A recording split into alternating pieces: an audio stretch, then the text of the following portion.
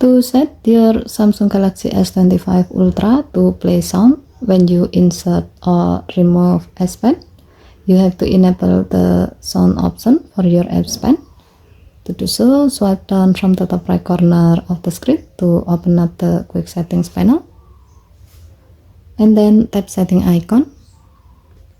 Scroll down the screen to find advanced features.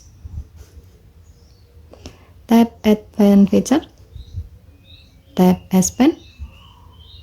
Next, scroll down the screen, tap more S Pen settings, and then tap the gray on off switch next to sounds until the switch turns blue to turn it on.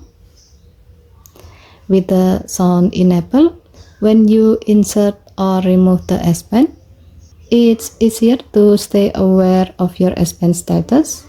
The sound gives you a quick reminder, so you are less likely to forget where you put it or accidentally leave it behind. Okay, thank you for watching. Please help to like and subscribe. Have a nice day.